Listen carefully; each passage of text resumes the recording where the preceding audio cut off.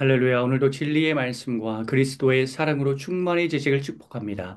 여호수아 5장 1절부터 6장 5절까지의 본문으로 하나님의 말씀을 전하겠습니다. 5장 9절만 읽겠습니다.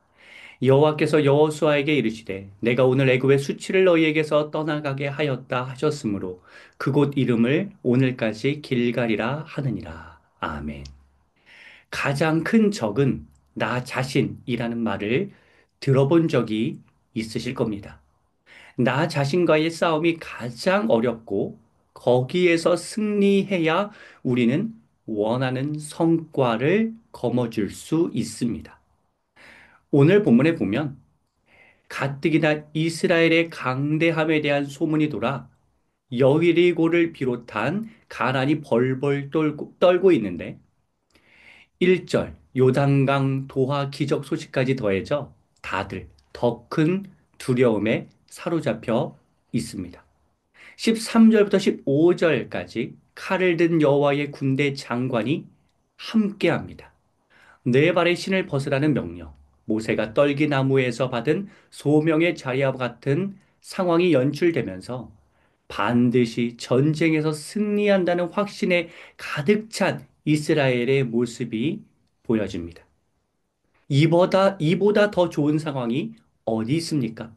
적들은 주눅 들어 있고 이스라엘은 기세 등등한 상황에서 이스라엘은 이제 적들을 향해 돌진하기만 하면 승리하여 땅을 차지할 수 있어 보입니다.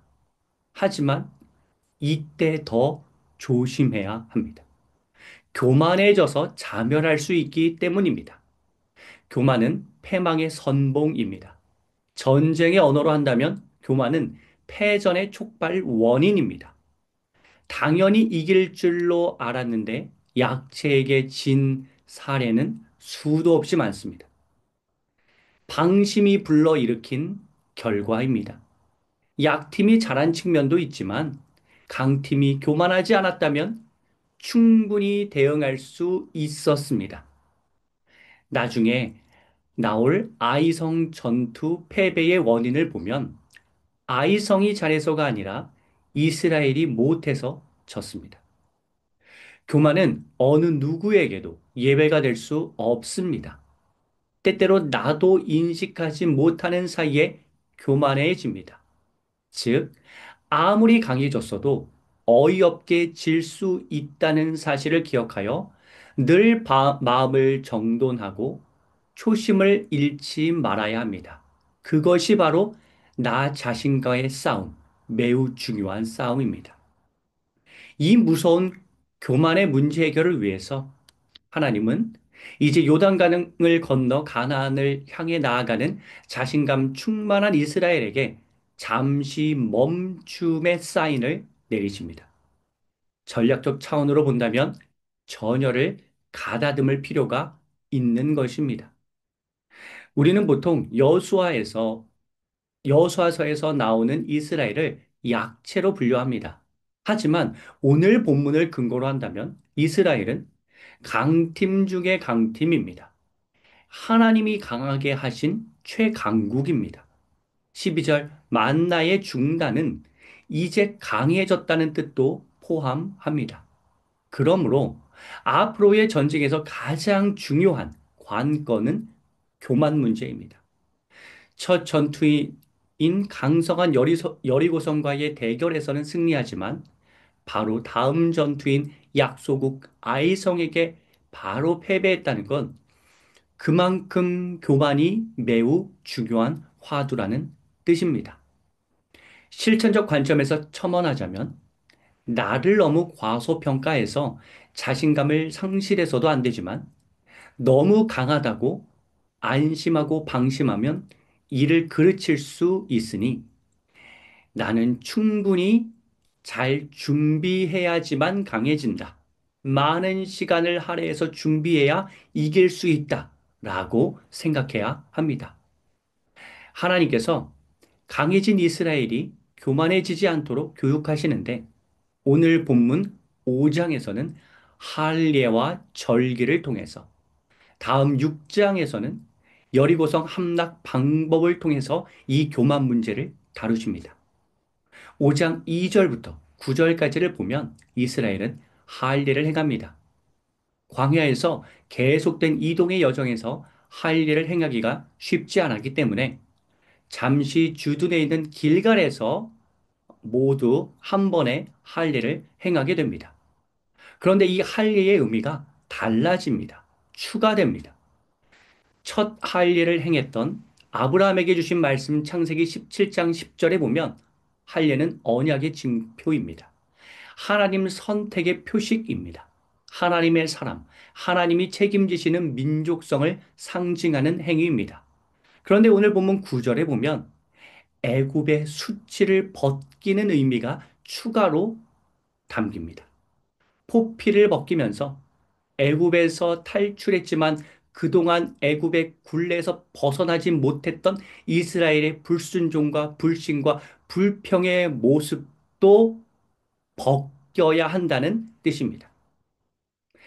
그로 인해 불순종과 불평으로 인해 11일이면 도착하는 가나안을 약 40년 걸려서 오게 된 이스라엘이 이제 할례를 통해 과거의 잘못된 족적을 다 벗겨내고 하나님 앞에서 온전해지겠다는 결단의 서약을 합니다.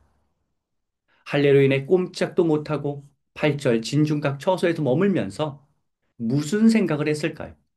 하나님을 묵상했을 것입니다. 아브라함으로부터 시작해 모세를 비롯해 여호수아의 시대에 이르기까지 베풀어 주신 하나님의 은혜를 상고했을 것입니다. 이 은혜의 기억은 앞으로도 계속 이어져야 합니다. 그래야 가나안 전쟁의 과정에서 실패하거나 실수하지 않을 수 있습니다. 초심의 중요성, 교만의 경계라는 교훈이 동반됩니다. 첫 할례 때의 말씀에 보면 창세기 7장 14절 무할례자는 창세기 17장 14절 무할례자는 나의 백성이 아니라고 하시는데 이를 의미적으로 보면 하나님의 소유라는 인식, 여호수아 1장 말씀처럼 하나님의 말씀에 따른 신앙의 기초에서 벗어나면 지게 된다는 뜻입니다. 10절, 11절에 보면 5장, 여호수아 5장 10절, 11절에 보면 유월절을 지킵니다. 장자의 죽음이 유월되면서 애굽에서 탈출하게 되어 이를 기념하는 유월절 준수는 의미상 애굽의 쓴 뿌리를 벗겨내는 할례와 기가 막히게 맞물립니다. 유월절 절기 준수의 시기에 맞춰서 가나안 첫 전투 준비 태세를 갖추게 된 하나님의 인도하심은 우연이 아니고 하나님의 신묘막측한 계획의 작용이라고 여겨져 감탄이 저절로 나옵니다. 6월절에 6월절이 처음으로 제정된 절기이니 초심의 중요성, 교만의 경계라는 교훈 상기는 계속됩니다. 가나안에서의 첫 전투 이전에 매우 중요한 레슨을 하나님은 하고 계신 것입니다. 오늘날의 측면에서 교훈을 얻는다면 할례와 절기의 의미가 새로워진 측면을 통해 우리 역시 하나님과 만나는 시간, 즉 예배, 성찬, 사순절, 부활절, 성탄절 등의 절기 참여 때에 그 의미가 날마다 갱신되어야 한다는 교훈을 얻습니다. 사족을 붙이자면 광야에서 할례를 행하지 않아도 되었다는 점을 통해 신약의 상황에서도 거론되는 이 할례는 율법주의적으로 바라볼 수 없고 하나님은 율법 강제의 하나님이 아니라 상황 고려와 이해의 하나님이라는 점도 함께 알 수 있습니다. 그러니 오늘 본문 6월절 절기 준수 때도 무교병, 쓴나물, 양고기를 다 준비할 수 없는 상황이라 무교병과 볶음 곡식을 먹어도 괜찮았던 것입니다. 6장 1절부터 5절까지를 보면 여리고성 함락 방법은 참으로 특이합니다. 일반적인 전쟁처럼 힘과 힘의 대결이 아니라 순회와 나팔과 함성이 주요 전략이기 때문입니다. 이는 너희의 군사력이 아니라 하나님의 능력으로 승리한다는 아주 중요한 교훈을 주는 함락 방법입니다. 더 나아가 이스라엘의 군사력의 근원은 하나님의 능력이고 하나님을 떠나면 그 군사력도 상실된다는 의미도 내포합니다.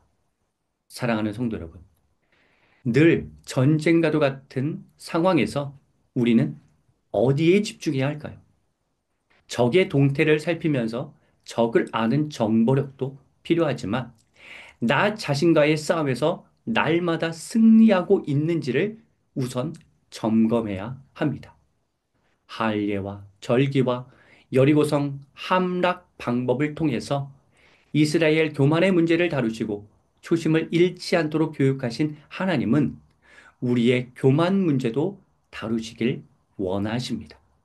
상황이 안 좋을 때는 물론이고 상황이 좋을 때도 우리는 늘 주의해야 합니다. 넘어지지 않도록.